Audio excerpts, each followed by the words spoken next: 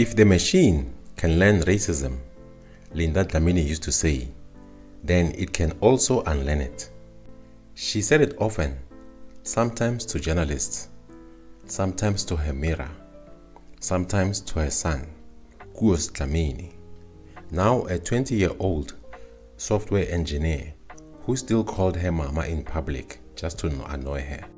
The world has moved on since that day in Home Affairs.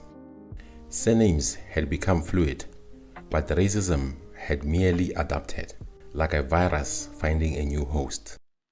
Linda ran a startup called SibuData, an AI company that specialized in fairness filters.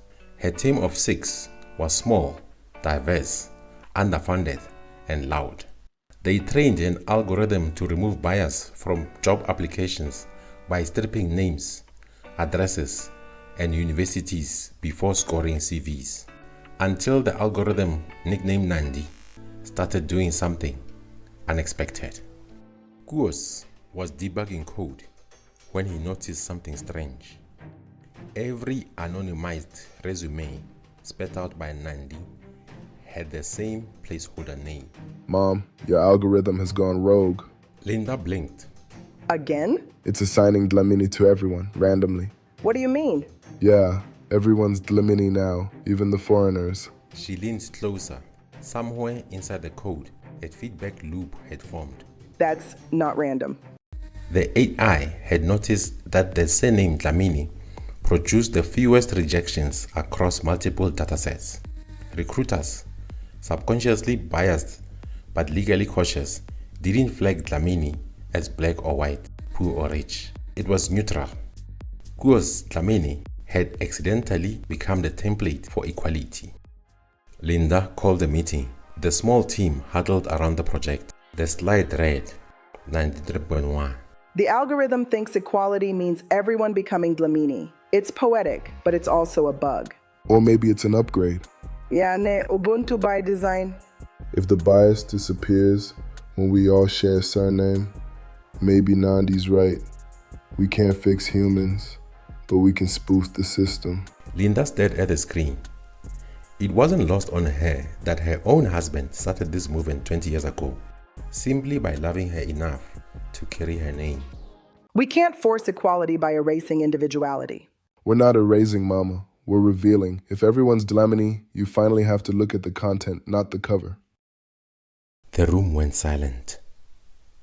Someone whispered, "That's deep, bro." Within weeks, companies across the country adopted Nandi 3.0. Unemployment dropped. Racial bias reports plummeted. Then came the pushback. Right-wing forums raged. Digital communism. Identity activist protesters. We fought to be seen, not hidden. Someone even hacked the system, replacing all surnames with Van der Merwe for a day. By then, the world had tasted the peace of equal footing.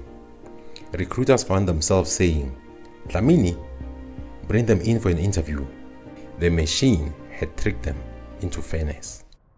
Late one night, Linda sat on the rooftop, city lights humming below, Nandi's logs scrolling endlessly on a tablet. Koos joined her, barefoot. Do you think we did the right thing? I don't know, but for the first time, the data looks like daylight. He pointed at the screen. Each accepted resume glowed in soft golden code. A pulse, a rhythm, Ramasedi, in binary. We didn't fix the world, Mama. We just gave it a mirror without color. Linda smiled.